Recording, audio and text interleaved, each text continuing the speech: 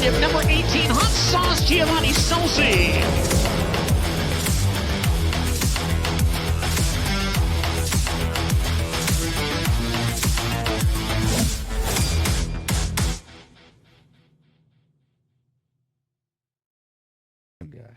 Terry McCarl's here with us today, and he's already looking at all the whiskey in the studio. Welcome to Scelzi Says. Gio getting ready to head to Australia. We wanted to get together before the holidays. What's up, brother? Nothing. Just trying to prepare for the 16-hour flight from Dallas to Brisbane. So straight? Yeah. So I was gonna go from times before. I've been from Des Moines, Dallas to LA, LA to Sydney. But I figured if I cut off a leg of it, which I don't know why going 17 hours instead of 14 hours was a good idea. But yeah, Dallas straight to Brisbane. Man, this I can't wait to dig into this Australian thing. We got McCarl here, and he can educate us a little bit. It's the most bizarre thing to me ever. Like when I go to the Nationals, and there's just all these Aussies around. Like, you know what I mean? Like, where did it? First of all, Terry, welcome to the show. Thank you. Thanks for having me. How you doing, man? Thanks for not kicking me out yet. We'll give it some time. How did the Australia, like, did they invent it? Did we invent it? Like, where? Australians invented. What's the history? Australians invented everything. If you ask. Yeah, yeah. Well, that's the thing. I've talked to a bunch of these Aussies, and they like, they come at me when I'm like, no, this is our house, and I like their nationalistic. They're very proud of their country, which is super cool. But yeah, I think they invented everything. But it's Knoxville's turned into little Sydney over there. It's cool. Sprint car race is very big in Australia. Yeah, it's huge. And, I've been going for quite a while, but their goal is to get here, obviously, like a lot of countries. But I think they'd love to be our 51st state, and that's what I like about Australia. They speak English. You can mostly understand them until they get together and they start drinking. Yeah, but they love sprint car racing over there, and they love Americans. So it's a lot of fun to go. I recommend that to any fan out there, especially the classic. It reminds me of the Nationals back in the day. It's a lot of fun. 100 cars, and they do a big fan appreciation thing in the afternoon on Saturday, and they do a bunch of fun things for the fans. But it's just it reminds me of the Nationals maybe because I'm. Not being Australian, it doesn't quite mean as much to me to win the Classic like it does the Knoxville Nationals, and vice versa probably for them. But a lot of fun, and it's a beautiful, beautiful country. How many times have you raced down there? I don't know. I think about 12, 15 times probably. Gotcha. Yeah. It's cool. So, Gio, this is what, your second? Third. Yeah, the first time I went, I worked for Dominic. I remember that. Yeah, I think I was 15 turning 16. And Dominic got a deal to go over there just to race WA Speed Week, race like the Trail of the Classic, like King's Challenge, President's Cup, Classic, and then we were going to go home. And Dom was 19 or so, and the guy called him and said, hey, bring someone over to work on the car. So I was like, I'll bring my brother, not knowing I was 15 years old. And we get there and we get to the shop, and I'm kind of looking over everything. Brian Brown was actually our teammate at the time. So Brian wasn't there yet. We were going to go race like a 360 show before the Speed Week stuff started. And the owner, Craig Wormel, pulls Dominic aside, like to go talk to him. So I'm sitting out in the shop, and Dom goes. The guy goes to him and says, you didn't tell me your fucking crew chief was 15 years old." And Dom's like, just fucking, let's just like, it's fine. He's worked on race cars his whole life. We'll be fine. And like I said, Brian was coming later, and it turned out to be an awesome trip. That was 2016, I believe, before I started racing 410s. Ran WA Speed Week, ran, like I said, the Trail of the Classic, made the Classic feature. It was fun, man. We were there for 2 months. My mom probably wasn't too excited to send me over across the country with Dominic, but she trusted him, obviously. And it was a bad move. Yeah. I could have told her not to do that. Yeah, so that was the first time. I took a year off. Dominic actually ran the World Series for them. He went with Brandon Hickman, and I'm like, fuck this. I'm not going again. Like, I'm not going until I can race. I ended up racing Chili Bowl that year, which was over the time period you go to Australia. Went again with Bernie. Won the President's Cup, actually, which was cool. I think I got disqualified twice. The one time I didn't have arm restraints on, which got to wear arm restraints over there, and then had a complete meltdown at the Classic. Won my heat race, go across the scales in the infield, and it's probably got 30-mile-an-hour wind blowing across the racetrack. And like, yep, you're light DQ'd. I'm like, well, like, you can't roll off and roll back on? Nope. I'm like, well, turn me around. The fucking wind is blowing. Like, it's blowing underneath the wing. Turn me around. Nope. DQ'd, done. Disqualified. You're done. So got disqualified from the first heat race. Started 12th in the next heat race because it's full invert. Won that heat race. I think I started 4th or 5th in the B main. Won the B. Ran whatever 12th in the feature. And it was just it was a drinking display / racing. I mean, it was fun. I had a really good time. And Haven't been back since 2018, so it's been almost 6 years. That's crazy. Yeah, So how did this deal come together? What for those who you're not going to be driving the 18? No, it's a 71, ironically, again, like it was with Bernie's car. But Dan Golding, he owns midgets over there. Liam Spitcha, who worked for my brother for a while, works for this guy named Dan now. And I always gave Liam shit. I'm like, hey, if your guy ever wants to start a sprint car team, I better be your first phone call. And in June, he called me and said, hey, Dan wants to start a sprint car team. He wants to buy Triple X's, buy all new Kisslers and stuff. So, you've probably experienced this. Going down there, you talk to a guy, hey, I got all brand new stuff, got brand new motors. You get there and you're like, what the fuck did I get myself into? And many times. yeah, and it was worse back then, I feel like, because I'm sure when you went, you can probably speak for this better than I can, but 15, 20 years ago, they didn't have the equipment we had. Like most time when they got our equipment, it's because we sold it to them. Now you have speed shops and they have obviously the same equipment we have over there, but it's different because there's dish wings, there's open tires. Like the racing, in my opinion, is much, much different. And I mean, you can see it really, in my opinion, the only guys that have come over here and been successful are McFadden, both Madsen brothers, and Jamie Veal, really. Like, you had, Max Dumsney was good back in the day, but, the racing was so much different. Like when Callum Williamson came over and raced in Pennsylvania, he looked like he'd never raced a sprint car before, which not shit talking the guy, but you go to Lincoln, you go to Williams Grove. I mean, it's completely foreign to anything they've ever done. Because they don't race any big tracks. Quinana's the only one, and most of those guys never go over to the west side. So going to Pennsylvania for an Australian guy is probably the biggest mistake he made. Yeah. I mean, I took Austin to Lincoln a few years back, and a guy come up to him, Lincoln, Pennsylvania, and the guy comes up and goes, you ever been on this short of a racetrack, Austin? Austin's like, this ain't a short racetrack. Gee, I mean, it's like a mini Williams Grove. Yeah. I mean, but compared to what they're used to with Williams Grove and Port Royal and Sealands Grove, those are giant racetracks. For an Australian guy, most of the tracks you go to are like Avalon, like the president. I mean, flat, round. Mount Gambier, all the same thing. Yeah, it's all kind of crazy. And they used to really overwater them all the time. It'd be heavy, heavy, heavy. And that's what I love about the Classic, because I think Warrnambool is a lot closer to an American track and kind of reminds me of Houston's a bit. Yep. Races a little bit like it when it slips off. This might be a dumb question, but you led me into something I wanted to hit with you. Dumb questions? Well, I was wondering about the style of tracks in Australia. Like, what is it like? And then the dirt. Like, what is the dirt typically like? Is it clay? Is it I mean, you get a whole variety of racetracks, I feel like, from Avalon, Mount Gambier to Perth, or to Premier.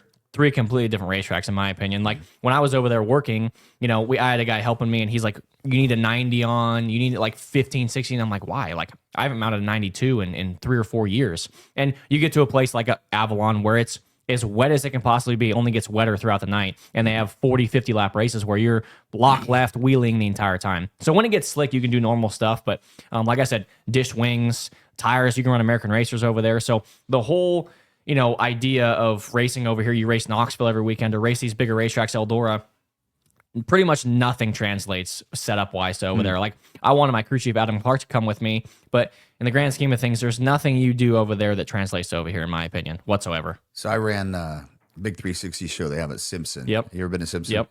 It's like an egg. Got disqualified there too. Oh, that makes sense. Italians in the trend? So this is big before time you finish. cheaters. There's 2 sets of scales there. Didn't know that. Okay. There's a scale house on the outside of the track, a scale house in the infield. Oh, okay. So Yep, me yep, not yep. listening to the driver's meeting, which is normal. Surprised you even showed up. Exactly. This time. Yeah. I know. So Me too. we scale outside the racetrack after qualifying, roll off the track, scale. You got to weigh 1,500 pounds or whatever it is. After the feature, I run second. Fucking drive off the racetrack, sit at the scale house, no one's there. Just looking around, sitting on the scales, all good. That's a bad feeling. 71 car, disqualified, not going the scales. While I'm on the scales, I'm like, what are you talking about? Nope, scale house in the infield. I'm like, I'm on the scales. Weigh me here. Nope, disqualified. Oh, man. Well, then you know what a crazy little. It's like an egg. This track. It's Very one weird. corner's really tight. And if you look at the aerial shot, it's second. But anyway, so I went there, and Greg Hodnett was there in that kind of pink '88 car. Had pink wheels too, didn't it? I think so. For a I don't time, remember. I can't remember who owns that thing. But anyway, he came up to me. He's like, Terry, they want to put a 90 on this thing. He's like, dude, come from Pennsylvania. If he ever left Pennsylvania, it was for Charlotte or Knoxville or Volusia. And he's like, I haven't ran a 92 in, I don't know, 10 years. He goes, you can't run a 90. I said, Greg, listen to me. Put a 90 on. I go, I know you know, it isn't what we're used to. And I mean, I didn't own a 90, but I'm like, you put a 90 on, you'll be much better. Trust me. And he did. And he got pretty fast. So, Man, some year I'll make the track down there. I want to go. It's fun. I want to go. I think that the cool part about it is, like, for you, and you guys tell me if I'm onto something here, but what you guys do is so reactionary, right? And like there's the motor skills. Does it help you in April, Terry, if you go to Australia? Well, I mean, I used to play a thing called Sprint 8 at Knoxville when I was 10, 12 years old. And I'm telling you, there's times I still kind of think, I mean, you had to drive it right to beat these other, that super old technology compared to today. But I even think, these video games really help people. Yeah. The iRacing setups and all have gotten that. better. And Yeah. I'm really against 13, 12-year-olds, 14-year-olds racing sprint cars big time. But then I'm not, because he's a great example. By the time, I didn't start a sprint car till a week before I raced one at Knoxville. I only raced go-karts a year. My dad did not want us to race, me and my brothers. So I had to wait till I was 18, bought my own go-kart, and then I ran a sprint car when I was 9. I'd never started a sprint car.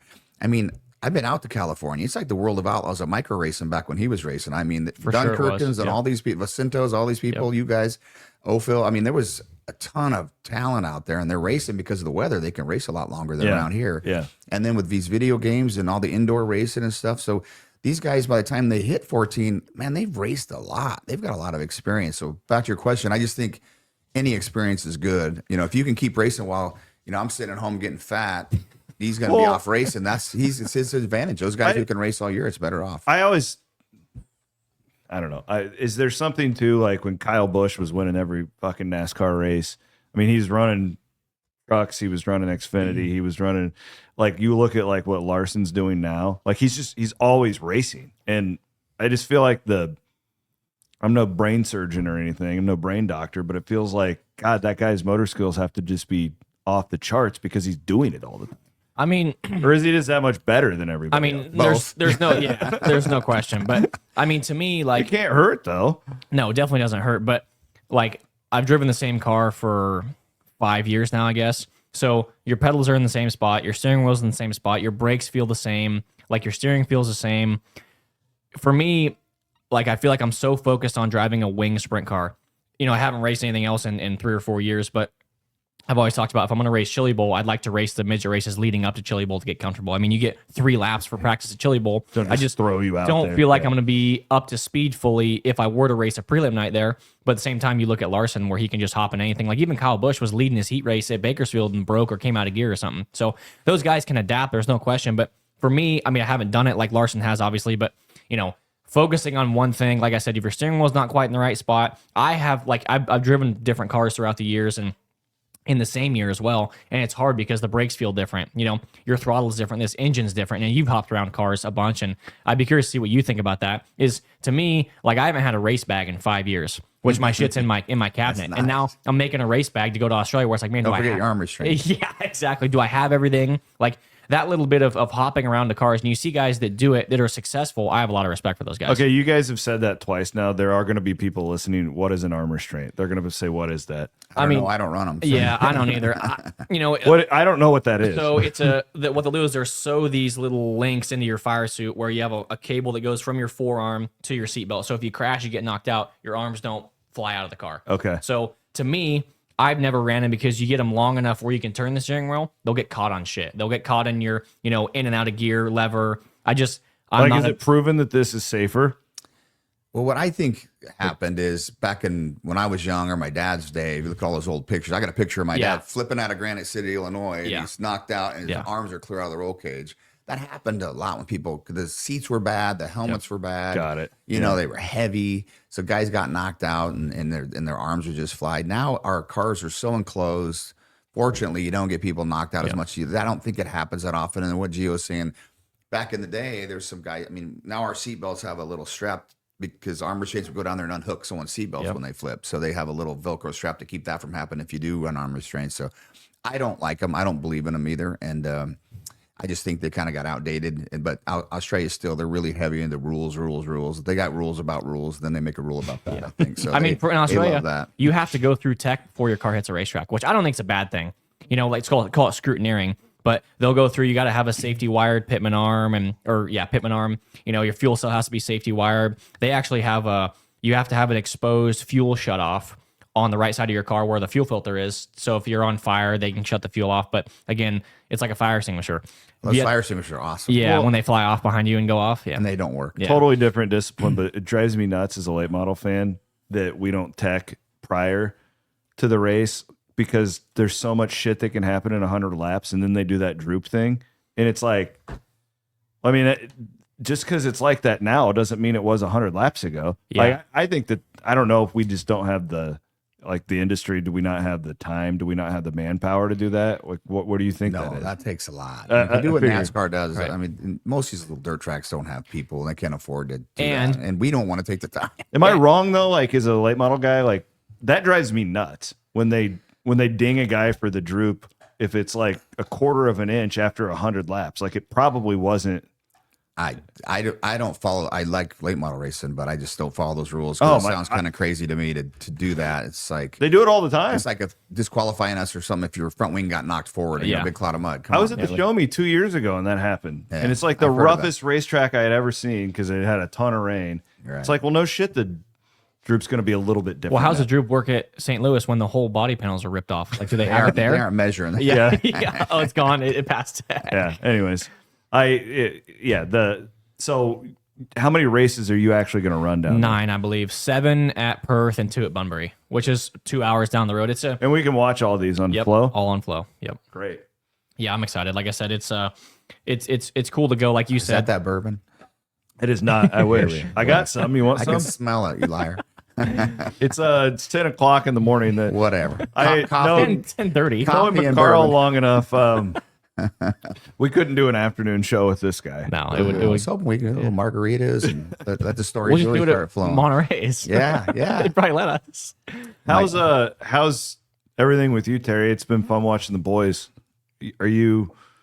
Do you get more nervous when they're out there? What's it like yes, being absolutely. Dad McCarl, crew chief McCarl, driver McCarl, car owner McCarl? When I got injured and tore my bicep tendon out, I broke my leg and came back and won an outlaw show less than 3 weeks later. I never was out even breaking my legs or breaking stuff, but that bicep tendon was pretty tricky. You couldn't mess with it. I had to be out for a while, but so I got to watch him race. Austin was racing with me and stuff, but I would be racing and I wasn't, and I didn't get a chance to really watch him race. So I was watching him race and I come back to the pits and I got my arm sleeve. My wife's like, I just figured something out. She's like, you really never watched Austin race and Carson race, closely like a fan or whatever. And I go, no. She goes, you need to calm the fuck down. I'm like, I don't know how you do it. No way. So I laugh because, little league parents are the worst parents in the world. And yeah. those kids aren't going to get hurt probably. I mean, 99%, and I laugh. I'm like, what it's like to be a race car driver parent, a sprint car parent. I mean, there's guys can get hurt, the expense involved. I mean, that competition is way more than little league. So I kind of laugh at those little league parents and so it's pretty tough for these, especially these moms and these wives out there that watch their, sons or boyfriends or husbands. That's a pretty tough gig to be that person. It's hard to do. Have you calmed down at all, or is this just going to be you watching them from now on? I think so. My sons and my wife might not think so, But you see, I mean, this sounds ridiculous. I'm kind of like that when you're out there now because he's my buddy. Like I watch it like differently. I cannot imagine having a son if I'm your wife, like what that would be like. We don't live in California. It'd be cool.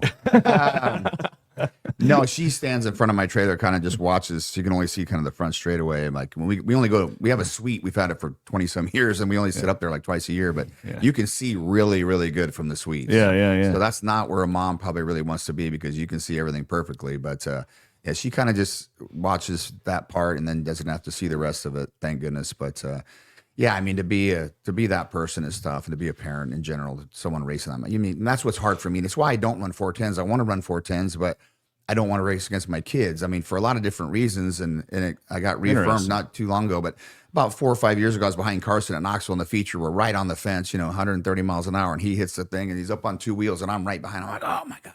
You got to miss your kid. I mean, I think the same if I was behind you, but still, then it's your kid. It's like after that, I'm like, oh man, I can't. I was wondering why you moved down. It's the only reason that I don't run 410s. But then on the other hand, I don't want to beat them. I've won a lot, and that's not fair to my sponsors or my crew or whatever. But I don't want to beat them. I want them to do well. I want them to win. And so I'm not. Last lap of the Nationals, and there's a yellow flag, and my sons are running first or second. I'm not going to try to pass them. So that's kind of not fair to my sponsors at that point. But I still want to keep racing. I'm still in good shape. Even though my wife wants me to quit and my boys want me to quit, but I still enjoy it. So, and Knoxville's so close, and it's just hard not to go race the 360s or whatever, do something like that to stay involved. Did I hear too that Austin's doing a bigger schedule? Or he's planning on it? Definitely a lot more races. Not a high limit or World of Outlaws deal yet, but he's just trying to get the team ready for that. They're not quite there on motors, and definitely not quite there on crew. You know, I think you usually have 3 full-time guys. We got Scotty. That'll definitely help. Yeah. He's super pumped about having Scotty, and now we just got to get the other pieces behind Scotty, and so he's really excited about that. So I look for him to race a lot more this year, which is what he needs to do, and he needs to get out in Pennsylvania. He's ran Lincoln as all, and get out there and get that experience before you hit the Outlaw Tour. Well, it's funny you say that about not passing your kids. When we were on here with Dominic at Cotton Bowl this last year, Dominic was racing, and I don't remember, Cole and Carson Macedo were racing or something, and me and Dom are sitting at the racetrack before the races started, and he's like, I got a question for you. I'm like, what? He's like, he's never won an Outlaw show. All he wants to do is win a World of Outlaws race.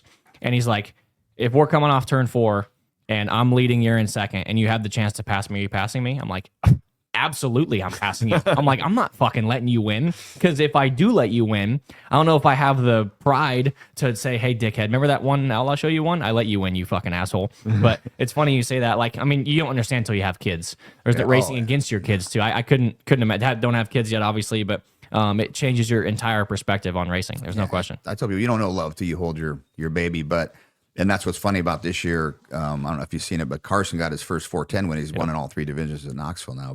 And he passed. He was leading, and Austin got him. And then late in the race, Austin got real conservative and was running Carson the bottom. passed him, And Carson drove around him. And some people were like, "Oh, Austin let him win." I go, "Did Austin let?" I go, "You don't know my son, Austin." I go, "Trust me, he did not let him win. He was pissed off." I mean, I had to dude, at least it was your brother. You know what I mean? And they were going to run Houston's next day, so they go back to the shop and they're working till like 2 a.m. to get ready for Houston's. And he said, finally, Austin never said one word to him the whole night. Finally, about 2:30 when they're leaving, he's like, "Good job." Your racing families are great, because I've always just heard about, like, I've heard you say that you were never going to do anything else. You don't know anything else. Were you like that, Terry? Like, and like, did you just know that the boys were gonna do that? Like, no, I'm kind of like my dad. I didn't want them to race. I want them to be attorneys. I have a lot of attorney friends. They don't have to buy tear-offs, and they don't have any broken legs. they have the suites. You know, they own race cars. They don't have to, but that's a way better spot to be in. But it's, anyone knows me knows I've never done drugs, and I tell them, I said, I think heroin might have been easier on my body and cheaper for me because it's a drug. I mean, it's addictive as hell, and that's why all of your sponsors and the people involved with your team, Matt, and everybody they're as addicted to this as we are. They may not drive, but why would you put this much time, spend this much money on this? Sprint car racing, especially. I love all racing, but it's very, very addictive. And now I do get to watch a lot more races as a fan, and it's funny because I watch all the time, and I'm like, these guys are crazy. Sprint cars are crazy. Yeah. I go, I can't, but I'm not crazy. I'm not crazy. And I must be once in a while. But to me, if you're a race fan of any sort and you come to watch a sprint car race, especially if you can get down there from the suite and see what it's really like, it's wild. Now, what's interesting to me is, you, Lasowski, even Brock Zierfoss, like guys that have worked regular jobs. You started when you were 16 or 19. Racing? Yeah. 19. So you had a regular job before that. Or, nowadays, Austin, Carson have raced since they were 5-6 years old. So have I. No, they never did. I was always racing. I couldn't take them. Really? They raced like twice indoors, so they didn't get to do like you, unfortunately. Yeah. And like what I'm getting at is appreciating, it is a job. Obviously, it's 100% a real job. But not having to work a regular job saying, man, you're at work 9 to 5, man, I wish I was at a racetrack. Wish I was racing. And kids nowadays, like me, racing since you were 5 years old, all you've ever known is racing. Now, the appreciation level you have for it, not really growing. I mean, you did grow up racing, but like older drivers, I started when I was 22 years old, 24 years old. It's completely changed the whole landscape of racing, in my opinion. Is like I got told when I was racing ARCA, you're 18 years old, so you're old. It's like, man, that's weird to hear. And you see guys doing it now that are, racing sprint cars at 16 years old. But I feel when I raced for Brian Sunby, we tried to get me to race at Knoxville when I was 15, and they're like, absolutely not, which was really the best thing that ever happened to me. He was adamant about that. Yeah. I think it's the smartest Which I think is the greatest rule ever. You get guys racing 410s locally at a younger age, but one, your body's not developed. So if you flip really hard and hurt yourself, that's going to last you your whole life, whether it's 16 or 14. But man, a 410 sprint car is nothing to be played with. And then when you're not, especially at Knoxville. Yeah, I mean, you can't have experience when you start it, 14, 15, you have 1 or 2 years of 410 experience and go race Knoxville. Like, even when I was 16, 17, 18, I still don't know what I'm doing. Like, you still learn so much in every aspect of racing. I've been racing 410s for 7 years, not nowhere near your 30 years of experience, but every time you're on the racetrack, you learn something new. And that's why I think this rule being 16, like you said, is the best rule there is, in my opinion. Ralph was really adamant about that, and Ralph was a sharp guy. And I just keep trying to tell John McCoy, don't do it. Yeah. Not even a 305. Yep. I said, go look at the 305 times, and then go back and look. I raced against John McCoy. You know, when I started in 1985 at Knoxville. I go look at our times. They're turning faster laps than we were in the 410.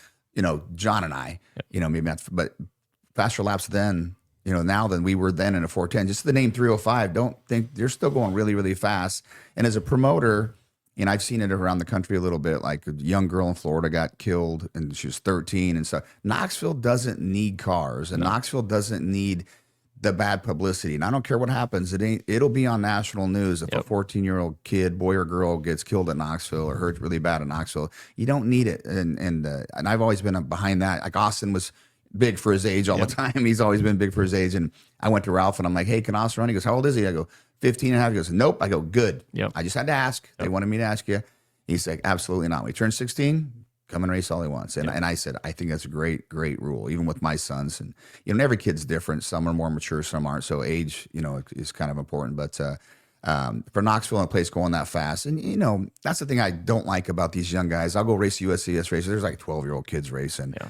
I'm like, the part of it is they don't understand is, no offense to them, but they don't work on, most of those kids don't work on them. They definitely don't pay for them. And you know, when you're 12, I'm jumping bikes, we're doing crazy. You don't think there's any way, you don't think about getting hurt. Yeah. Again, back to you don't want to see some 12, 13-year-old kid get hurt or killed at your race. And then it's not fair. And that very night I said that 12-year-old kid under a yellow started ramming a guy that was about my age, and then he rams him back. And then guess what happens?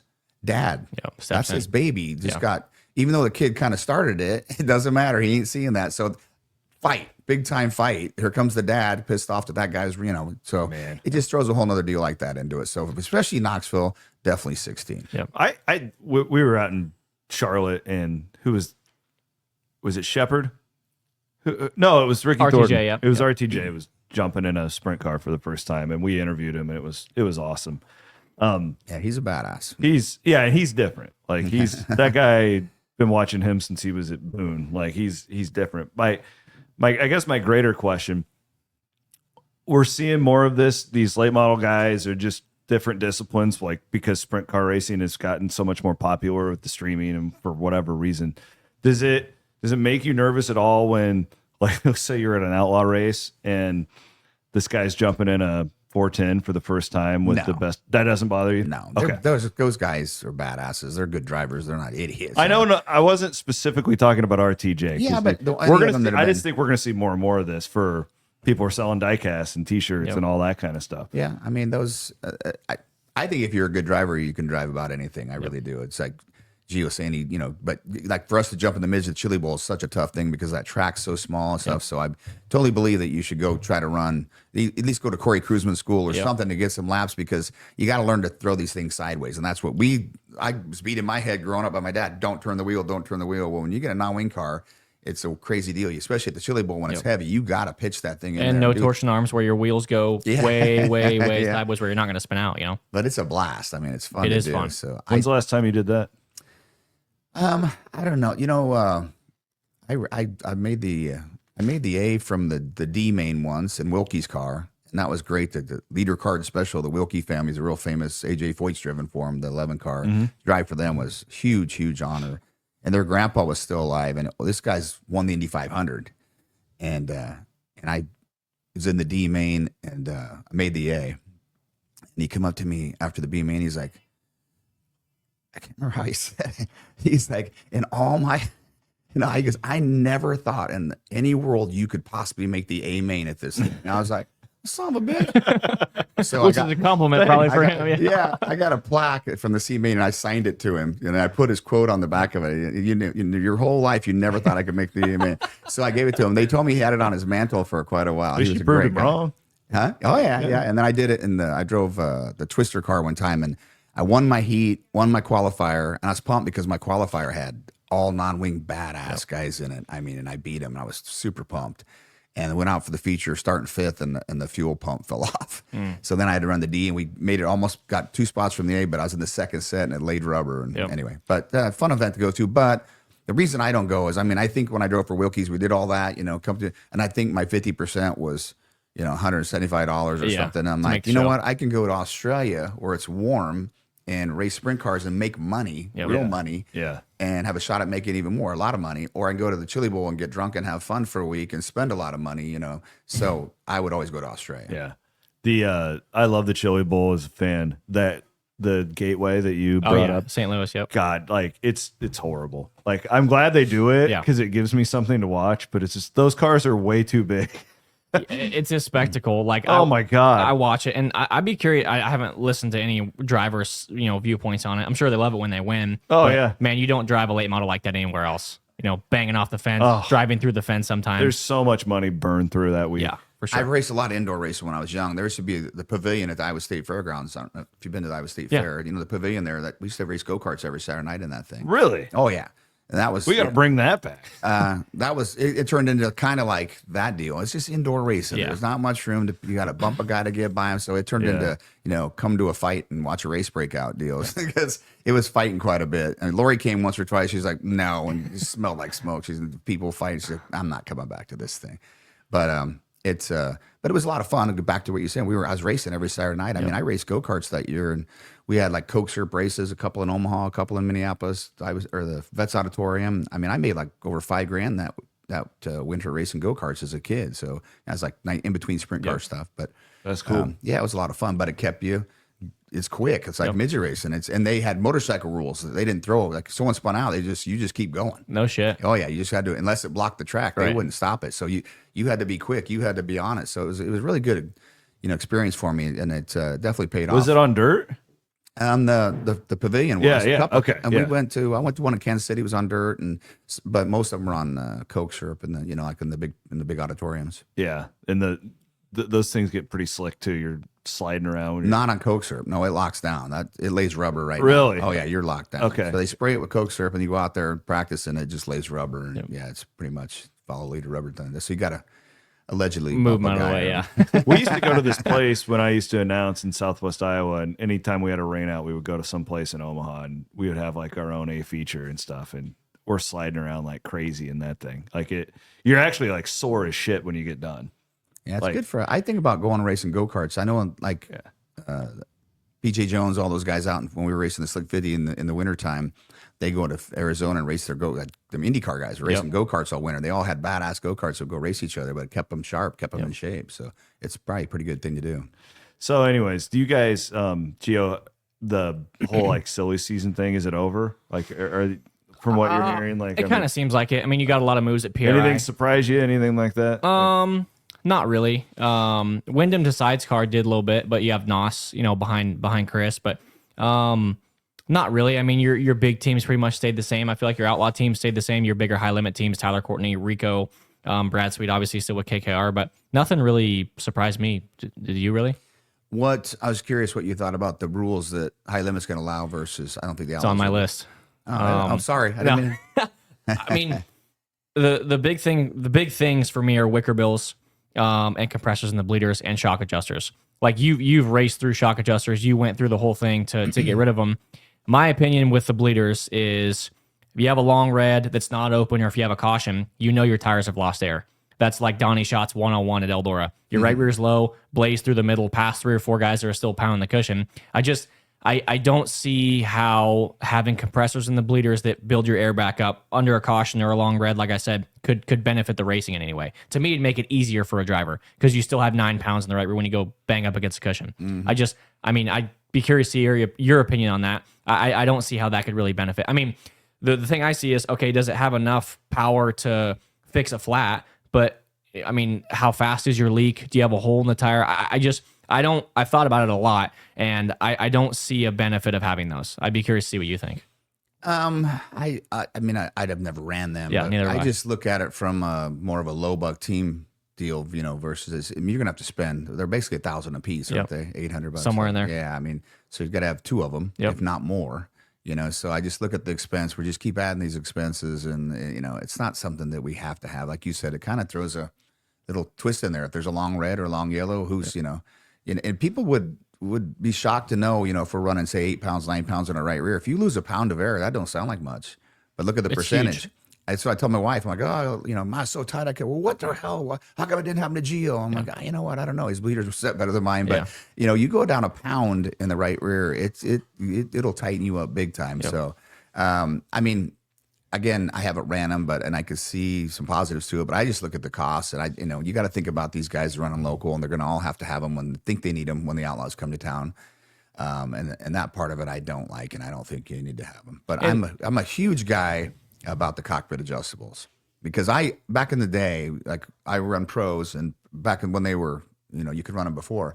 Pros adjustable shock was a piece of junk. Yep. So I never ran the adjustable shocks. I always had adjustable stops. And I could feel that, versus the shock. And my thing about it was they still don't cost $300. It's a cable and a spring-loaded cable, really. Yeah, and this little thing and you just have a knob in there, just like you would a shock. Yep. And you can adjust. I had one on my left front, my left rear.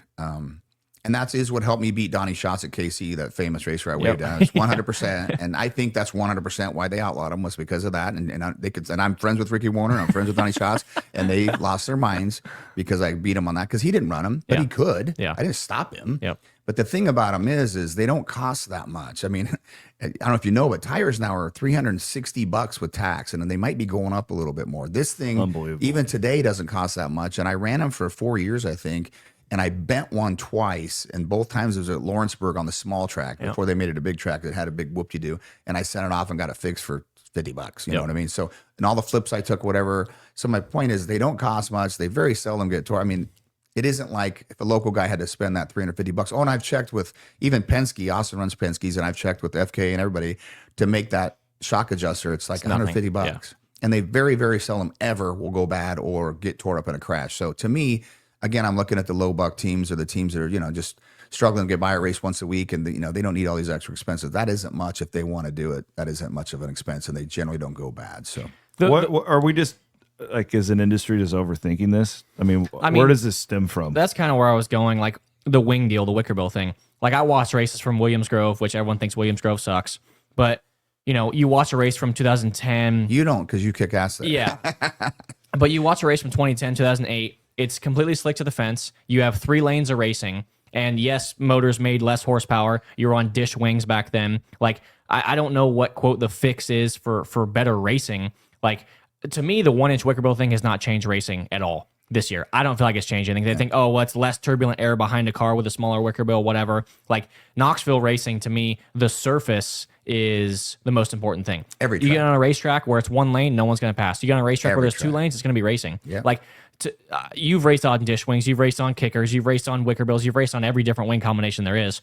So the 1.5-inch wicker bill thing, to me, it's almost something High Limit's done to see if the Outlaws will bite and follow suit. Like, you go to, it's a 1/2-inch more wicker bill, 1/2-inch more downforce, whatever. But a High Limit guy races all year long. To me, what I'm concerned about is what Knoxville's going to do.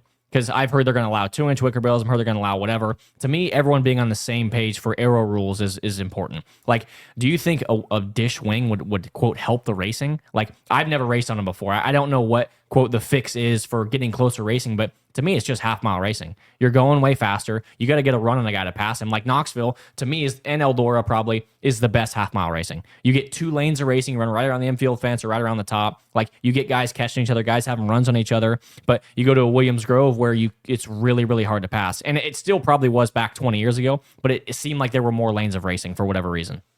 I like dish wings. My kids laugh at me, but I run it almost all the time in the 360s. But I go to Australia and I'm like, man, I can turn my car right behind guys. And I'm like, oh my God, my car feels so good. And it's like, well, because I have a dish wing on, and you can run a wicker bill with a dish wing. And open tires. And good tires. Had the RDs or whatever back in the even McCurry's or whatever, but American Racer. Yeah.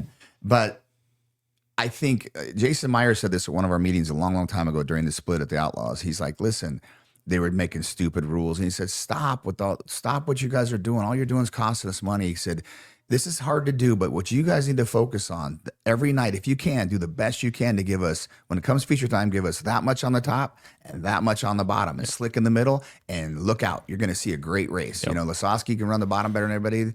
Hawk can run the top better than everybody. You're going to see great racing. And again, that's difficult to do as a track prep guy, or, there's so many variables, but quit with all these freaking rules that, change them up all the time. They think it's making better racing. You do that, and the World of Outlaws will put on an amazing race right there. I guarantee it. I mean, to me, the last progression, but our racetracks have gotten way better. I mean, you look at races 15 years ago, it's full rubber when you start the feature. Like, back in the day in the outlaw races, or it's so wet you can't even see straight, which we still get that sometimes. But to me, they take a lot more input on track prep, in my opinion. The outlaws tracks have, like, hey, they need to go till the top, till the bottom before we go, and they'll actually listen to us, which is surprising for me. Normally it's, hey, you get what you get. But like, I agree 100% that the surfaces are 100% how our races turn out, how good the racing is. I don't come from a national thing like you guys. Well, Terry, you're not necessarily, but like I used to announce at all these small tracks all over the Midwest, and it was always a big deal if the Outlaws would come or if any of these late model. You have to be able to let the local guys participate. Like, I mean, you look at like what do they have? Eight full-time teams, 10, 12, whatever, and you guys have what, like 12? Yeah. Like, you've got to have local participation. 100%. Like to me, and again, I don't know shit about what you guys are talking about. Okay, like it's going completely over my head. I'm a promoter. Like it has to be as easy as possible for these field fillers to come, because they're, for every car, what do they say? They bring 6 fans, and they're buying beer, and they're buying cheeseburgers and all that. Like, I just look at the economics of it. Like, that's why I say the technical stuff I'm going to let you two deal with. I just think it's dumb to limit anybody from participation. Like, that seems like a miss. And to me. I think they always call the Outlaws the mean 14, which I feel like, I thought years ago, why not just have 24 badass guys? That way you have a whole field all the time. Well, you won't get local guys to show up because they know they won't be able to make the show, won't be able to compete. You need 10 to 14 good cars. That way you have 8 or 9 good local guys that can mix the field up and win. You've run this before. Why do you think now it's so hard for a local Knoxville guy to win the Nationals? Like, Austin started in the pole. I was, technically, I wasn't on a tour yet when I started on the pole, but I can't remember the last time a local guy won the Nationals. Iowa guys never won the Nationals, ever. No shit. No, yeah, wow. Randy Smith ran second, and I've ran third, but that's the closest. And no Iowa drivers never won the Nationals ever. It's kind of crazy, isn't it? Yeah, is Brown considered an Iowa guy? No, and he's not going to ever win the Nationals. He had his chance. He screwed up pretty bad. Oh, I remember that. I had my chance, and I screwed up too. But it's just, Knoxville is not Williams Grove. Knoxville, sorry, it's not easy to win at. It's very hard to win at. But it's a very easy track to drive comparatively to, say, Williams Grove, I think. Do you agree or not? For sure. Williams Grove's tricky. Yeah. The locals there have a bit of advantage because it's a weird racetrack, and you right front's off the ground 3 feet. Yeah. Where do you do that at? I mean, no, that's not very comfortable. Or Chico back in the day, you go to Chico, and it would be heavy, and Brent Kading, those guys would be fast. Yeah, if you watch that video where Brent was real heavy, I had the night before one, and my oil tank broke in half. And I was running top 5 most of that race, but I set quick time that night. I had 20 inches of stagger on, 18 3-off wheel all the way out with 20 pounds of air in it. And my dad bought a 88-inch stock car left rear tire to put on. It was crazy, heavy. So those guys had a bit of it. The Tyners, I mean, they are so awesome on those kind of tracks.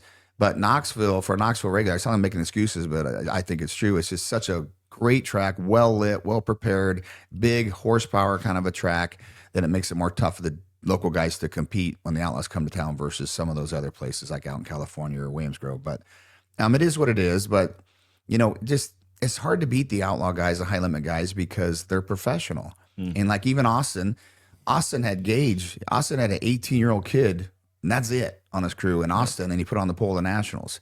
It was probably going to run top 3 before he blew a tire or cut a tire. Blew a tire there. And, no offense, and you need this. You have 3 full-time guys at least, and then helpers when you go to the deal. I mean, they're very, very professional teams that race every night. The nice thing about the Outlaws, if you had a bad night, like if I race now, I have a bad night, I'm stewing for a week because I don't get a race for another week. When you're Outlaws, you have a bad night, you're racing probably 2 days later, if not sooner. You race so much that you back to, is it good to race in the winter? The guy that golfs every day is going to be the better golfer. So Gio is racing so much versus, say, Austin the last few years. He's going to have an advantage as a killer team.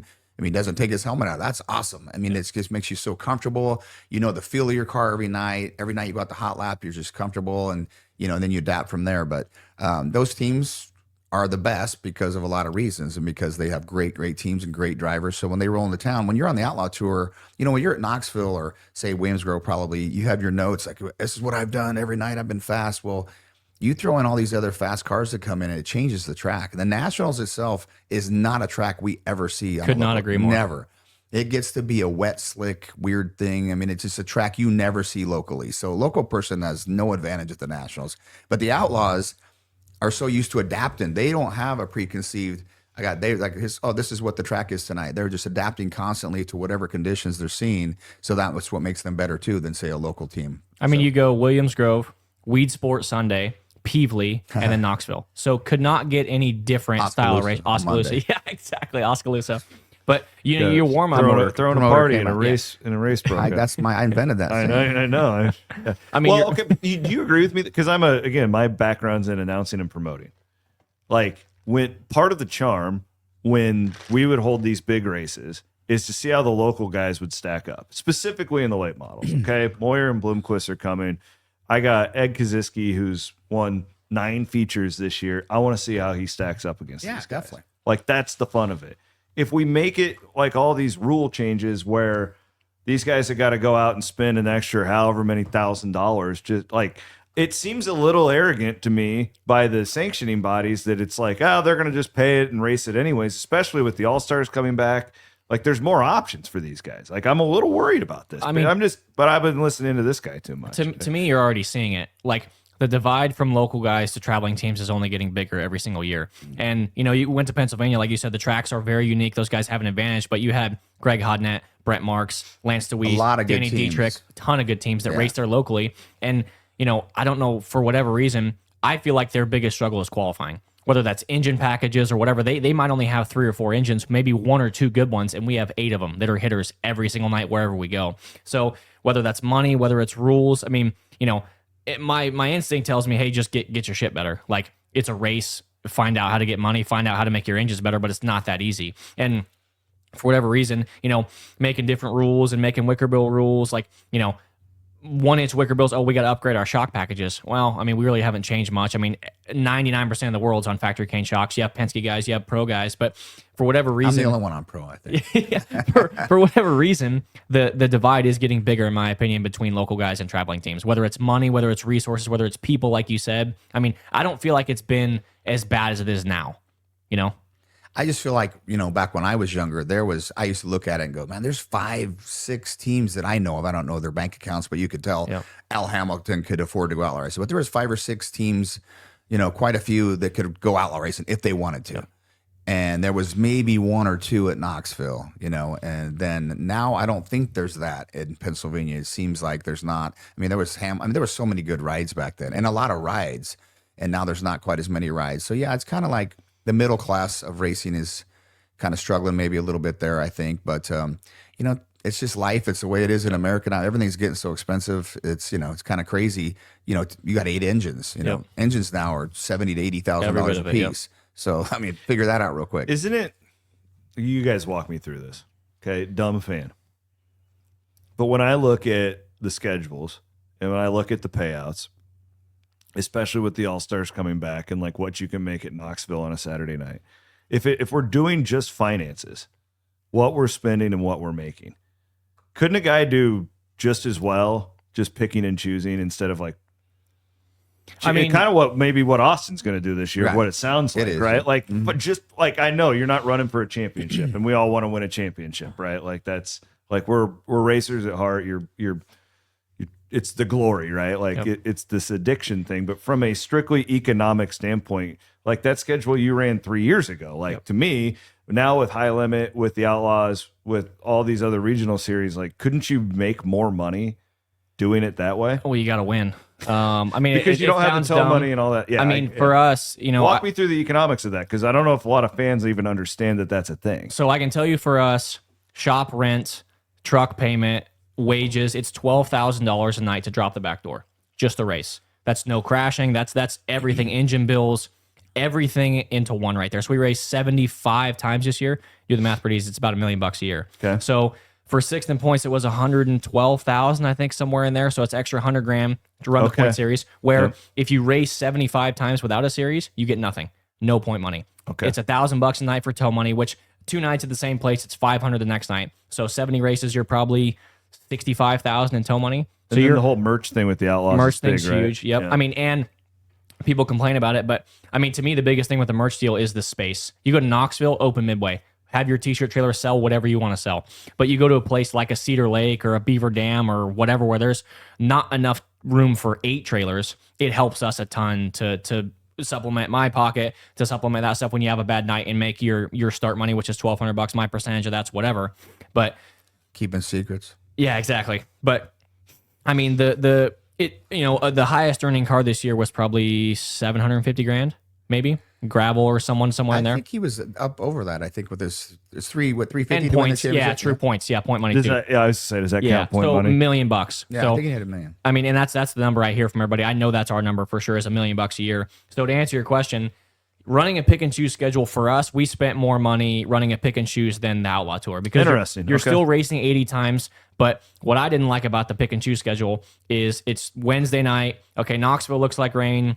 Eldora looks like rain. Stressful. Wisconsin might be okay. And whatever one you go to is going to rain out. It's pretty much a guarantee. So not knowing where you're going is hard, and that Okay. traveling is hard. So you might be trucking 12 hours one way to watch it rain. Is it harder from a setup standpoint too? Because the Outlaw schedule is pretty much the same every year. There's always a few differences, but when you're picking and choosing, it's like, I've never been to that track. I don't have a book there. Yeah, I mean, Canada's really the new one for me this year. I'd never been to Oswego, never been to Cornwall or whatever it's called. So all I know is they're about as slick as this table. So Oswego's fun. It's Yeah. super, super slick and doesn't lay rubber. Yep. And it's a fun. And the Canadian people are awesome. I mean, they're so happy to see you, but getting into Canada is tricky. yeah. Oh yeah. America is easy to get into, as we all know, but Yep.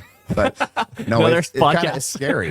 There's a lot of you check up on you picking your I motorhome. knew that we were you going need there. to, I mean, I'm not saying you do, but I think if a person has a DUI and You're done. you Yeah. got it, you can't get in. I've or you heard gotta, that. My yeah. buddy's going up fishing up there. Yeah. And Oh, yeah. we got sidetracked leaving North Dakota and went straight up into. We went through this real desolate entrance into Canada, and the American guys were laughing at us. We're like, "Why are you laughing?" Like, "Oh, good luck getting to Canada." And there's this one little spot, and there's a house. The guy lived in the house, and there's this little thing. I shit you not, it was the craziest thing. He interrogated us like we were murderers. He searched our whole trailer. He put a light. It was in a dark room. I'm not exaggerating. Put a light in my face like I was interrogated for some murder. what like, so you just give them your like passport and Everything. and I then didn't they have a look you up and I they didn't have do a computer, but he took the guy's computers and he puts it. Do you think you've deleted something on that computer? You haven't. He had a disc that said, "I thought you see just what you've seen." crush my phone then. Yeah. Oh yeah. And he puts this in there and on the guys. I didn't have one. Well, I'm And, not making that road trip. And I go, with what you. are you? Jeez. I go, what are you looking for? He's like, we don't like or let undesirables into Canada. He said, we're looking for anything child porn, kiddie porn. And I'm like, gee, man, I go, America needs to be more like you. But he put this, I am not exaggerating, and the spotlight in my face. And I hate authority figures to begin with. And he would turn it. I'm not, this is not exaggeration. I swear, you're me. He goes, you ever went by any aliases? And I'm like, no. He goes, Terry Leonard. I go, that's my middle name. He goes, I know. And he goes, you ever been arrested? I go, no. One time I was arrested. He goes, I know. I go, well, it was reduced. He goes, I know. I mean, I'm laughing. I'm dying inside. This takes everything. I go, what? Am I getting punked right now? Is Ashton Kutcher going to fly out of here? And I mean, it was crazy. And we finally got in. This old guy, he was crawling up my trailer. Your t-shirts. Like, I never knew this. No, you should bring them. But they're made in different. Some are made in Indonesia, some are made Thailand or whatever, and yeah. they have different tariffs on, or some are getting free. I mean, it's weird that country has their own rules. Yep. I didn't know any of that crap. Lori So didn't they'll know any like of that crap. tax you when you're trying to get Oh, your yeah. merch trailer in. They'll count every one of your. Yeah, they'll tax you. And they got to It's- count it when you come back, right? It's crazy. To see what you've sold. I don't think they do. I didn't. Getting back in didn't seem to be a We problem. got to get Maddie on the phone with Oh my McCarl God. here. No, that's the only part I don't like about going. It can be pretty wild. And like, what would happen if you got a DUI 2 weeks before that or some stuff like that, and they go and you're going and you're leading the outlaw points, and they're like, you can't come in. Yeah. What happens there? How the outlaw's going to handle that? Whenever Adam Clark went with Hod Jack to Canada, he had a DUI 20 years ago. They wouldn't let him in. They didn't race. They just turned around and went home. They weren't in the points hunt, obviously, but they just didn't race. So, I mean, were you going to argue with an immigration guy? He don't give a shit if you're Donald Trump. He doesn't care. You're not going to, maybe Donald Trump. but I mean, you're still not going across. Something tells me Don he's doesn't probably drink. taking a helicopter across. So, did you ever go on a work visa to Australia, or you were always vacation visa? I was always vacation, and then Austin got busted last time, and then so they cornered me too. So it's kind of a bad deal. I did this year. I went legit subclass 462 visa, work visa. It's good for a year. Which I don't mind doing that. Yeah. I'd rather go and not be scared that they're gonna mess with you. But like now they look at your social media. Hey, that's weird. Why is all your social media racing? Huh? You don't race for a living. You're just coming here to vacation. Why do you have a seat with you? That doesn't make sense. I didn't think this was legal, but they can take your phone. The customs in there can take your phone. Like they don't need a warrant or anything like that. They can take your phone and look at it. And so I was texting Austin because he landed before me or the day before me or whatever. And I'm like, hey, dude, whatever you do, don't tell them you're racing. Don't tell them you're there to make money. All this stuff. And he got busted. And they got his phone. What's this? And then the guy he was driving for didn't know it was his first time. And he's like, well, he might. Is he getting paid? Oh, no, I don't know. I don't think so. I mean, the guy didn't know to say, no, he's not. Yeah. So I thought they would turn Austin. He was there for hours and hours. He's scarred by it. He don't ever want to go back. Yeah. He is like got PTSD. And so they he had shirts and everything. And how do these F1 guys do it? Oh, they're all legit. Yeah, I know, but like we were on a vacation visa. Like I was going over there to lay on the no, beach. something happened when we were out in Vegas. It was Yuki Tsunoda, wasn't Yeah, it? Yuki I couldn't don't get through know what happened, but they something gave him a like- bunch of shit. He getting got into there Vegas. like really late. Ah. Yeah, Well, something you'd think about his Formula One I would mean, have it all down. yeah. Well, But honestly, but it's not just the Formula One drivers. I mean, they're bringing like a circus everywhere they sure. go. I mean, how Absolutely. many like marketing people or something have just been Look at they've been stranded hundreds in every team. Abu Dhabi Yeah. or whatever? Yeah. But Austin, shockingly, like he thought they were going to turn him around. At that point, he was like, "Just put me on a plane. I'm out of here." Yeah. And they made him pay like a little fine for his t-shirts and let him go, which was shocking. Wow. But as he's walking out, they go, "Tell your dad we know who he is now too." And I'm like, "Oh, son Well, of a so when I was racing for Bernie, we had a kid come to America to help us, and we were racing Lawrenceburg on like a Monday or Tuesday, and he landed that night. So I texted him, I was like, hey, whenever you land, here's the address to Bernie's house. Just Uber there. We'll see you next day when we get back from the races. So I didn't have my phone on me at the races. So when we get done racing, I see a message on Facebook. He goes, I'm so sorry they won't let me in. That's it. And like his phone, text him a couple times, message him, nothing. So 2 days Where later. was he from? Australia. Okay. Coming here. So he's on a vacation visa for 3 months, June, July, and August for Knoxville and Eldora and stuff. And he calls me when he gets back home. He's like, they went through our messages, our Facebook messages, and I said, it's $500 a week, okay? Yep, no worries. And said, you're getting paid, you're done. Turn him right around in customs, back on a plane home. So he's banned for 7 years. Can't come back. Because you came, because they view it, go in there or come back, you're stealing a job from an American or an Australian. Yeah. So when I did my visa, Interesting. they had to say you are a specialized worker. Yes. Whether you're a racing mechanic, whether you're a race car driver. So when I was talking to the immigration lady, she's flying through all this stuff. Yeah, what are you here for? Blah, blah, blah, blah. So she's like, what's your profession? I'm like, professional race car driver. She's like, okay, professional forklift driver. I'm like, no, back up. I don't want my visa to say I'm a forklift driver. And she's dead serious. So I'm like, is there a race car driver like category? I'm sure she just had like a drop down menu. She said, I have professional truck driver. I'm like, I'm not a professional. So I don't want my visa to say the wrong shit when I get over there. So she finally found race car driver. So I was like shitting a brick the whole time this is going through. So I asked her, I was like, what is my backup plan if I don't get approved for this visa? She's like, you'll get approved for it. I'm like, okay, that's great. But what if I don't get approved for this? Like, I have all this shit lined up to go over there. She's like, we have a 96% success rate, whatever. And I finally got my approval in the mail. But man, it's nerve wracking. Like, you think you've done something illegal, but you haven't. Like, you're just trying to go to another country. You know? That's why I think America should be more lenient to countries that we like UK, but especially Australia. You know, especially if they can. I mean, like my old mechanic was Australian. I mean, we did everything right. We're trying to get him a Social Security card and we wanted him to pay taxes and everything. We spent a ton of money and still never cleared him. Yeah. It was ridiculous. Well, Matt Barbara, he was on a visa, then a green card, and he had like a 5-year green card, and he had a business here. He was married here and overstayed his green card by like 3 or 4 years, said, screw it, I'm just going to stay here, and finally got his citizenship in like 2019 because he was married, had all this stuff. He'd paid taxes for years, all this stuff legally for years, and finally got his stuff 12 years later from living here. That's where they're ridiculous on some of that. Well, gotta love the bureaucracy, right? Man. God. Anyways, you got anything else? Otherwise, I was gonna wish you luck in Australia. The one thing I want to talk to you about, Terry, was racing for someone and owning your own team. Like, I feel like I talked to Dave Blaney about this a lot because I feel like he always kind of owned his own stuff or was at least part owner of his own team. Like, owning your own team, yeah, you control your own destiny, but it's on you to find sponsorship, to drive the car. Like Brian Brown does it now. But I mean, for me, not that I don't worry about money with the team, but it's not really something I worry about when I'm driving a race car. I show up, I race, I do my job, that's it. Like, you have a place as a driver. I mean, would you prefer one or the other?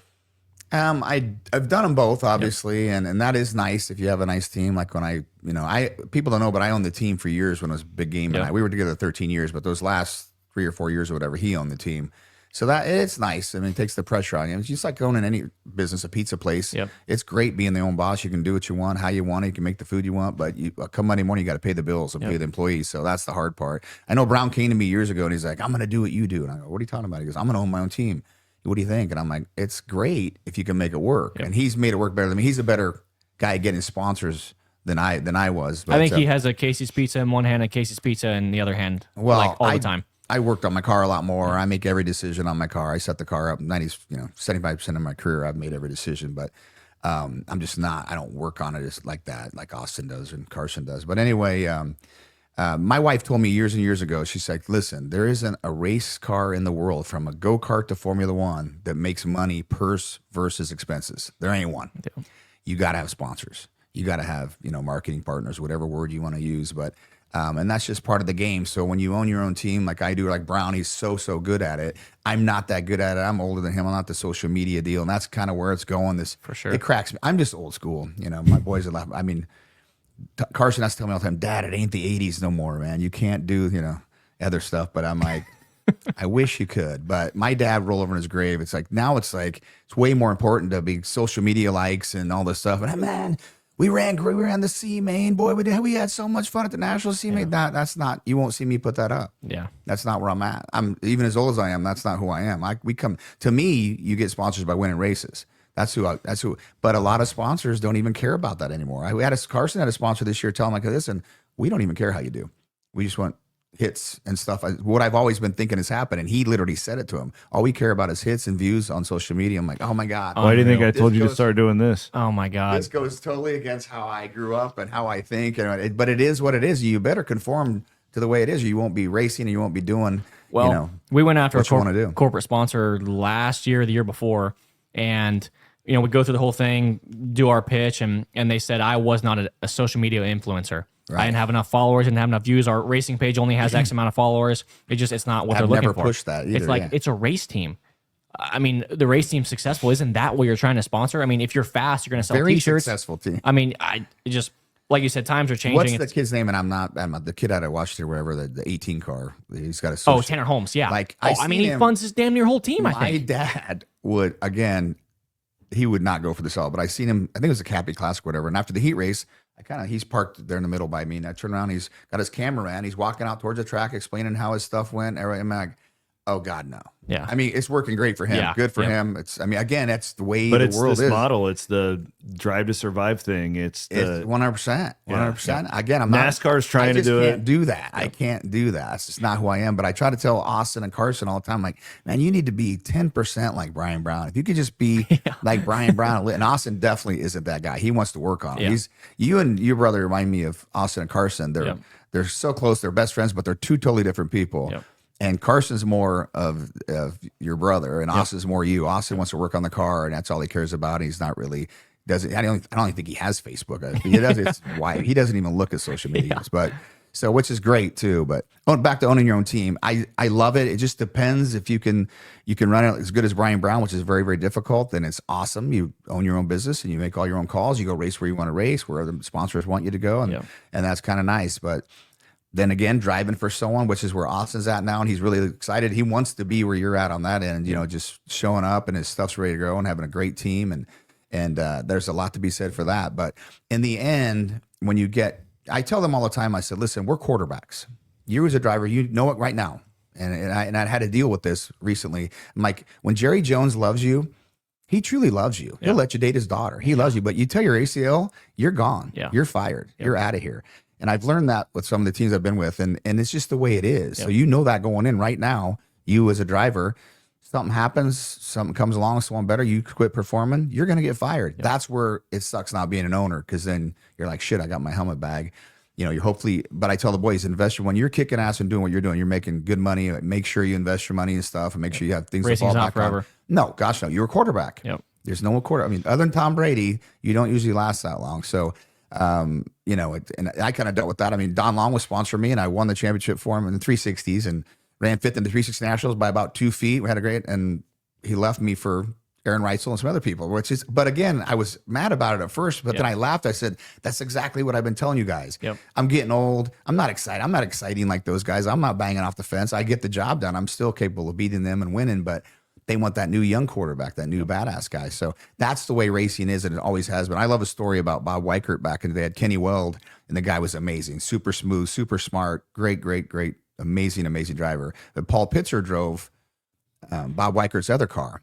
And Kenny Weld put in one of his stories, if I'm kind of paraphrasing here, but he won the National Open or some big race, and he got out, and here comes Bob Weichert all excited, and he's like, oh, man, Bob's going to be excited. We kicked it. I think he might have lapped the field, honestly. And he comes up and said, you should have seen Paul Pitzer. Oh, my God. He was on 2 wheels. And Bob was a bigger than life person. He was an amazing guy. But he's like, Kenny Weld was just like, oh, my God, I won the race. Yeah. Paul Pitt, he's I think I lapped him or whatever. But that's these car owners, you got to know what your job is. Again, you're a quarterback. You got to get them excited. That Dennis Ross of the world, he wants to win. Yep. I laugh when people drive for Roth and they're, oh, Dennis Roth is going to fire me. Yeah. You knew that when you showed up. He's going to fire you. Yep. I lived with those guys, the Al Hamiltons and the Bob Weicherts. I love those guys. As long as they give you what you need, as long as Matt gives you everything you can, you got to perform. 100%. You got to win. That's your job. You're a quarterback. You got to win. And if you don't, you're going to get fired. You really know that with Dennis Roth. I think you've driven for him, haven't you? Stuff. I mean, if you don't win, you better be TK back in the day getting excited. If he didn't win, but he was exciting. He won a lot, but when he didn't, he was still exciting. And I get that. These guys have sprint cars for fun, and that's what they want to see. So I laugh at these drivers that whine and cry. Like, oh, my sponsors are mad at me. Well, you need to win. Do better. Yeah. Yeah. Yep.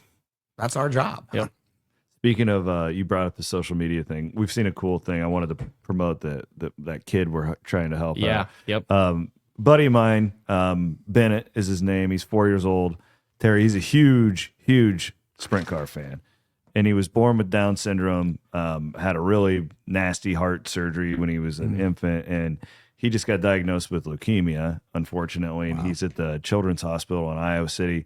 But we put together a GoFundMe for him. Gio, maybe I'll have you tweet it out since most of the people who are watching and listening follow you for sure. But it's been awesome. Like I put in the little thing that he's a big sprint car fan, and the sprint car community is, I've had 5 or 6 requests of people wanting to send him stuff in the hospital. His favorite driver is Rico Abreu, and Rico put a fun little message out to him and made a donation to him. So I wanted to spread the word on the show today because that family's been through hell. I can't even imagine. That little boy's been through more in 4 years than most people go through in 100, right? Absolutely. But he's there every Saturday night. Awesome. Yeah, that's good. Every Saturday night at Knoxville, he doesn't miss one. And his mom and dad, there's the family right there that we're raising. So we've already almost $5,000 for that family, which is great. And I know that. So his mom worked with my wife for a long time, and you go on their Facebook page and it's all just them in sprint car shirts and stuff like that. So I think that's cool one stuff. of the best things about what we do in our sport versus other sports, or even obviously Formula One or NASCAR, is that these guys can come down and meet Gio every night, or meet Austin and Carson, and get their autographs, and we talk to them. They can. I mean, can you imagine if you could go buy, a T-shirt from John Elway? I'm dating myself. John Elway's wife, or Tom Brady's wife after the races, and meet Tom Brady and shake his hand, or sit and whatever. So I love it. Bring the kids down. That's why I like the races getting over at a good time, because you get those kids down. That turns them into lifelong fans. Like hopefully he is. If they can sit in the car, meet a driver, it's everything. They come and meet Gio, and then they kind of know you personally. Then and you treat them good, and then they want to come and see you race again. It's another deal with this streaming thing that's good. Yep. Honestly, like my 5-year-old is obsessed, and she doesn't get to many races with me yet because she's 5. We're going to start that next year. I think she may go on the Wisconsin tour with us. But she's obsessed. She knows every time you're on the track. She knows what the car to watch for. Before. She does it with NASCAR. Like, just the fact that we can watch you guys. Like, I can't get to every Outlaws race. Like, I can see why there'd be some pushback for the local stuff maybe every once in a while. But it makes you, like, I guarantee Bennett and his dad have sat there, with his health conditions, couldn't get out to the track one night, but they've watched Knoxville because they can still watch their favorite drivers on Saturday night. That's what the pay-per-view is. I was against it for a long time with the Front Row Challenge. Anyone who's followed that knows, and I caught a lot of heat over it. But I finally succumbed to it because I sat the boys down and Lori, and I'm like, listen, this is just the way of the world. Yep. And I said, but we as promoters need to get more money out of our sponsors, and you guys as team owners and drivers need to get, because I used to go to, a sponsor and go, hey, the Knoxville Nationals come out. There's gonna be 30,000 people there. Wow, there is. All right, I might put my name on your car. It's good exposure. Oskaloosa, I get my numbers. With the people present and the people watching on pay-per-view, it was 100,000 people plus watching Oskaloosa, and that helps because we're on a Monday and there's no late models race and there's no competition. But that's great exposure for Logan and for your 100%. Sponsors and for my boys and for Sage Fruit, and your Life Iowa Country Builder, all those people that sponsor us. So we need to start getting them the figures and the numbers and seeing what kind of exposure. I mean, everybody in Australia is watching, and if they don't watch then, they can watch a replay as soon as they wake up. So pay-per-view in that sense is amazing, and it's amazing for our sport. I think we just got to capitalize on that and educate our sponsors and other sponsors coming in how much exposure they're getting versus what it costs to be on a NASCAR team. And we have to way cheaper. The infrastructure in place too, because I do think, like the point I was making with my 5-year-old, I think there's going to be this whole generation of kids that have started watching, like my exposure to sprint car racing growing up in Western Iowa was once a year we would go out to Eagle and we would watch this guy named Kinzer and Swindell and McCarl. Seen you out there a few times, but that was my exposure to it. I couldn't ever become a real fan. Well, now we're going to have like this group of Bennett's and Elises that are watching every fucking night. You can watch a sprint car race, especially like with the All-Stars coming back. And I think there's like a boom coming in 10 years, but I just think the industry has to be ready for it. And I mean, there's smarter people than me that can figure that out. Well, and things have kind of gotten better though. Sorry to interrupt you, but like, I don't think it's really talked about enough. I mean, the high limit deal, I love the high limit. I'm an outlaw guy, but I love the high limit deal because it gives my son and us more places to race for big money. You talk about late models, back in the day when I made the front row challenge, 20,000 to win. I can't remember exactly what year ago. It wasn't that long ago. Like 8-10 years ago, it was the 5th highest paying sprint car race in the world, in the country. I'm That's crazy. It's crazy. But then I was doing the numbers. Late models had, Billy Moyer is a friend of mine. I've known the Moyers my whole life. And years ago, he'd won the Outlaw Championship, and I was seeing him at the PRI show. And I said, "Hey, you run the Outlaws next year?" He goes, "Absolutely not. I'm not going to New York for." At that time, it was 7,000 to win or whatever. He goes, He basically didn't leave his house way back then for 3,000 to win. That was a joke. And I'm like, man, 3,000 to win local show would be awesome. So it's raising the bar on the Outlaw. Back to my point, when I did that with our race, the late models had, I don't even know, like 30, 40 races that paid 20,000 to win or more. Now, I mean, RTJ won a race a couple of years ago on a Tuesday night. I seen it on Wednesday morning. It was 50,000 to win over in some track in Nebraska. It's probably that Flow series they're doing. That other series that they have, not Flow, but the Hunt the Front, whatever. But it's one of those. They got like 6 of them. Like $50,000 to win show last night. I didn't even know what was happening. I mean, those guys race for a lot. I'm mad because I told my dad when I was a kid to race late models, and he laughed at me because Oski was racing every Wednesday. Friday was multiple tracks around here, Boone. And Saturday, the Iowa State Fairgrounds paid more to win late models back in those days than Knoxville paid. They paid 1,000 to win way before Knoxville did. Insane. And some of the best late model drivers in the country came from. If you look at the first 3 or 4 World 100s, is won by people from the Midwest, from the race Iowa State Fairgrounds. Wow.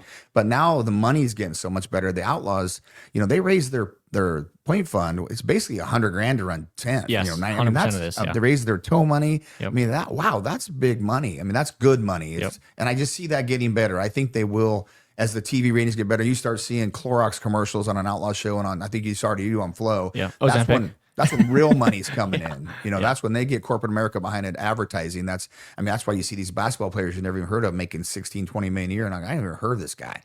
I'm not saying we're going to ever make that, but I think our purses are going up. I think pay-per-view is going to, I do think it hurts the local racing because, the early shows at Knoxville, it's going to be 55 degrees or 40. Right? You're like, oh, screw that. And the other thing I laugh about is, you can go to Walmart right now. You can buy that TV right there for $200. You can get a 70-inch TV for $350. So why not stay home? I don't blame people. It's more cost effective, especially if times get tough.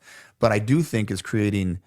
I'm watching way more late model shows. I know who all those guys. I kind of paid attention anyway, but I get to see those guys. If there's a race on and there's no sprint car race, I'm watching the late models. It's badass. So it's turning me into a fan and getting to know those people more and more. And that's what's going to do for the late model fans. They'll see GOC Scelzi and go, wow, let's go check him out, race this thing. So watch this thing. So I think it's good in a lot of. It's like anything. It's good and bad. I like how they're engaging the fans too. Like I've done this a bunch. Flo will do the deal where it's Geo Scelzi, and you're running around for like your hot lap, and then they'll put a QR code to your I like store. that. Yeah. That's cool. Yep. That's really smart. Like, because I'm cool with I just want to keep hammering the streaming because I think it's great, but we've got to find a way to like get it back into the driver's pocket some too. Mm-hmm. Absolutely. Otherwise, we're just going to be in a bad deal, like in my world, college athletics, where Fox and ESPN own everything. Yep. And then the teams are at the mercy of it, and that's what we like. We've got to find a way to. And I know some of these streaming services, the pay-per-view ones, because a lot of my regional late model friends will, because they know I buy every fucking pay-per-view like an idiot. They'll give me like a link, and if I click on this link, they get like $5 from it or whatever. And that doesn't really work with the Flow and Dirt Vision model, but I guess it could, right? Where you guys have links, and I mean, they've done it a little bit with ticket sales, like. You click on Geo's link or David Gravel's link or whoever's link, you get $5 off a ticket, and they keep track of that stuff for us. And like, there's a award with the Outlaws. They need to promote that because I've never heard of that. Yeah, I don't know exactly what it is, but there's like a social media engagement award winner. I don't know what exactly you get from it, like a commercial or something on Dirt Vision, where it's the driver with the most engagements over the year on social media. You get X amount of money and whatever, which goes back to us, you know. Yeah, we got to keep pushing that. I just think, isn't it? Because it's not going anywhere, like you said, Terry. No, it's not. And I can tell you, with 2 young kids, I'd be at the racetrack every Saturday night if I could, and I physically can't do it. And, but it keeps me engaged, and then I'm gonna go. The 5 nights I do go, I'm gonna spend a shit ton of money. I'm gonna buy 6 T-shirts, you know, and Well, those local tracks like Knoxville, for instance, or whoever, they just need to do more to get the local people in, or the Des Moines people. I always, it was what I do. I always thought about like AAA baseball. Every night's like, free baseball night, free bat hot dog night, whatever. Yeah. Their stuff. And that's what I do. That's where I started Oski. You know, I got all these vendors that would actually give me a little bit of money back. Like back in the day, Coke would give you a little money back. I said, I don't want your money. They're like, what? I go, give me stuff. Yeah. Give me Coke shirts or Pepsi shirts, Pepsi, and give me things. So that's where I started giving away stuff to the fans. It didn't cost me nothing. I got it from my sponsors, or all year long when I'm getting a pro shirt sent to me, I keep them and I throw them to the fans. I mean, we throw out 2,000 hats and shirts and goodies. I've given away so many Budweiser back in the day, Casey Kane stand-up things, Casey Kane coolers. I mean, if you walk in and walk out with a brand new Casey Kane cooler, that more than paid for your ticket, and it makes it more fun to go as a fan. And then if there's any breaks or a bad crash or something, we can throw stuff to the fans, take their minds off of things, or if something, no lull in the program. That's what I want. That's what local tracks like Knoxville really got to like emulate AAA baseball and that stuff, make it super kid-friendly, super fan-friendly, try to get them to the place. They're going to get to know you on TV, and well, let's go watch them. Nobody likes free shit like a race fan, too. God, well, everybody I remember I went to an Italian festival here in Wayne. Hey. And me and Lori are signing up for the free stuff we got, and I looked at her, I go, what are they giving away? She goes, I don't know. I go, it might be a bag of shit. I don't mean, like, that made me realize people love free stuff. So we used to go to NASCAR races for like vacation when I was a kid, and my dad would wait in line for 45 minutes to sign up for one of those like bullshit deals where you give them your ad like for a credit card or something. Oh, we're gonna give you a free T-shirt out of it. And it's just like, what are we doing? But I think local, they need to focus on that and kind of interact with the pay-per-view again, because they're going to get to know us all, get to know these guys way better. Well, like look what's going on with Austin and Carson with the Your Life Iowa. Hear it on the radio all the time, and you. Yeah. That's super cool. I go, you guys don't understand. You're building your brand. Yep. And I've heard so many people of who's the race car driver in the mall. They'll text me. I'm like, that's Carson's awesome. in the Coralville Mall, I think, in Iowa City. But and they've been on billboards and bus stops. True and story. buses. Our guy Skip up at Iowa State. So I took him. He went to a race with me. It was Knoxville in June, same weekend as the Cup race, and he's become addicted. Like it's his favorite sport now. And he was walking in the mall the other day, and he texted me that picture of Austin, and he goes, I'm now to the point where I know when sprint car drivers are hanging up in the mall. Like he just recognized him because he watches him on Dirt Vision, and his picture comes up. The big unit. Yeah, it all comes together. It all comes together. That's funny. Austin, Lori had her car. Lori has a Range Rover and got her car worked on. They delivered it yesterday back, and there was an older guy, and he comes in. He's like, "Are you guys racing McCarls?" And she's like, "Yeah." And he goes, "Like, do you know the big unit?" And this guy, she said he's like 70, and he's like, "Yeah, he's downstairs putting a table together for me right now." He's like, "Oh man, that's hilarious." Awesome. Well, you got all your questions done? Yeah, I'm good, man. If you I got one for you. I got one for you. Okay, fire away. This is a new one, and I don't really have any. But what do you think about gambling on our events? Well, with my extreme gambling addiction I have now at casinos, it fits hand in hand. But we just got done talking about that. You can only drive for so long. You need to invest your money, and then we hear something like that. I'm not a gambler. Sprint car race is all the gambling I do. I don't know. Yeah, it's kind of a. I have an opinion on this too. So you start. Yeah, I mean, you've been in the college football gambling deal, and is there gambling in college? Oh yeah, yeah. Okay, you can gamble on anything. Gamble on anything. I don't know. Like Austin Prock and drag racing, they have NHRA betting or whatever it is now, and I told him his odds are way too good because I can't bet on him because he was so fast this year. He needs to throw a couple races for me. But no, in all seriousness, like they had to sign all these stuff. Can't bet on this, can't bet on that, which I think is good. Obviously, you got influence in the team, but I don't know. Like for me, if High Limit does this betting thing. If I'm not a full-time High Limit guy and I'm not racing, can I bet on it? Sure. I think. Yeah. So I don't know. I mean, I think any way to obviously NFL, the betting market is massive. So anytime you bring some kind of money into it, like he said, if it does trickle down to the teams, if High Limit or Outlaws or whoever does this has some kind of a kickback to the race teams where they make money, I think it's great. But it's something you can't stop. I don't think. And it goes back to pay-per-view almost. Same exact thing. I don't think you can. You're more. I'm curious your thoughts. Well, I don't. So first of all, I don't think the money's ever going to be enough to make a bunch of money for the teams. This would be my point to people who think that it's going to impact the integrity of the races. It won't. That will not. Yeah. It won't because of what you said, like these waivers and all this stuff. My guess, I don't know this for sure, but this sports book who did the USAC thing, and then whoever picks this up, any of these sports books, they're going to be minimums on this.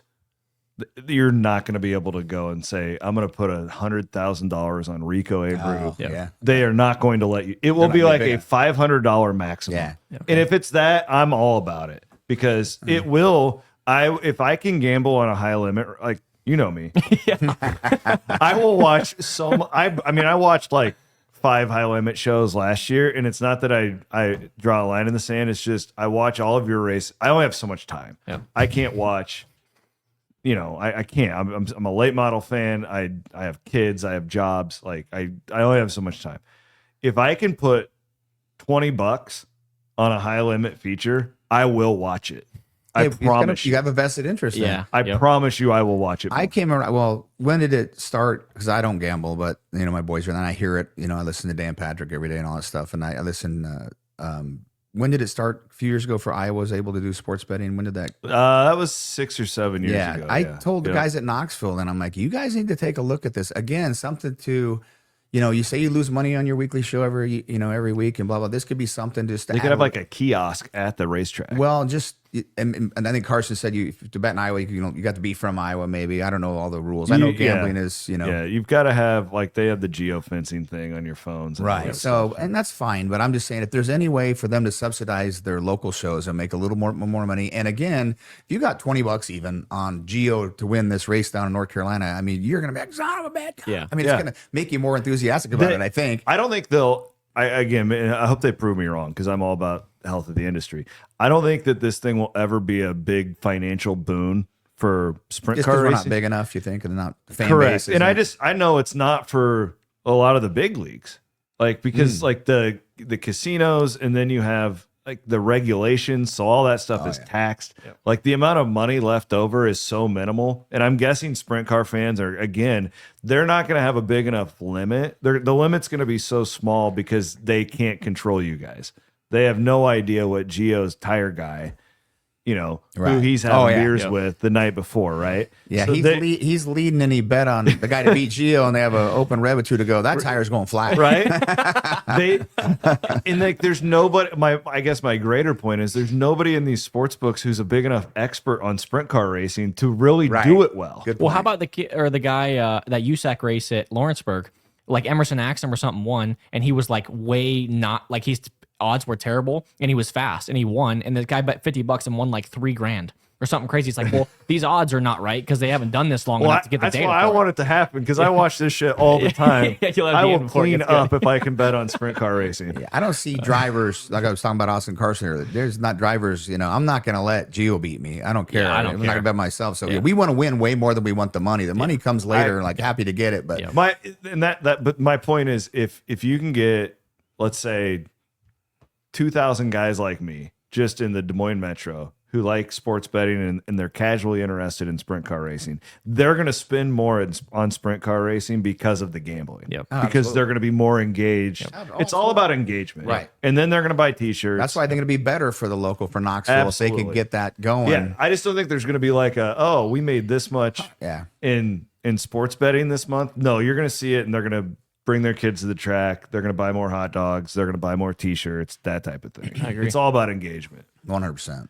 Yeah, I know these niche sports that have lines, and it's like the Super Bowl.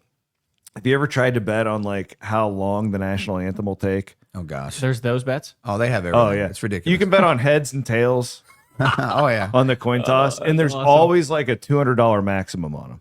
Because you can win a gazillion. Yeah. Well, yeah, and if Taylor Swift is singing the national anthem, or she's a terrible example because she's so rich it doesn't matter, but like. It'd be so easy to influence these people to be like, hey, you need to keep it under. Yeah. Yeah, kind of like politics. Yeah. The guy in Houston, the guy in Houston, ever heard him do the national anthem? He's like a speeder. And it's awesome, man. He does it great. Just imagine that. You could put $50 on the Knoxville Nationals national anthem. Time. Will it go over 59 gosh. seconds? Oh man, like we're just creating yeah. I hope they do it because I promise you in the long term it'll make everybody more money. But Do you like meat pies? hell's that? I don't think I've officially had a good one yet. What is that? That's my task. Australia, that's a big deal at the track. They'll Yeah. sell meat pies. They're like Yep. a little, It's like a pot pie, but with pot like pie. ground beef in it. yeah. They have different It'd be kinds. like a gas station burrito.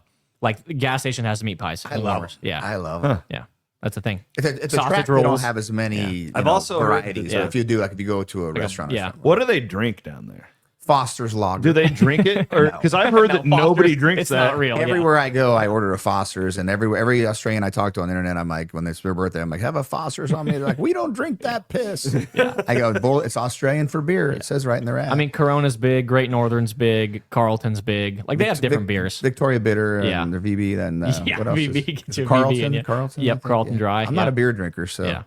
vodka's pretty cheap over there. So I Yeah. like that. They got plenty of vodka. Well, kick some ass, man. Will do. We'll be Thank you. watching at 3:00 in the morning. Yep. Or something like that. Probably more like noon the next day. Yeah. But Terry, this was awesome, man. I haven't seen Yeah, you in thank you. forever. Thanks so much Thanks for for coming having in, man. Thanks for having me. Really Appreciate appreciate it. We'll have you back. I can promise you that. Yeah. You're way too close not to have on a couple times. Yeah, just, I'm thinking Next time we need to do five-ish, so we could have some Yeah. margaritas maybe. Yeah. Little happy hour show. Yeah, my bags under my eyes don't say Samsonite on them. I'm like, gee, Merry Christmas. Not. The great Terry McCarl. Gio's off to Australia. We'll probably do a show for you guys when he gets back in January. Thanks for watching. Thanks for listening.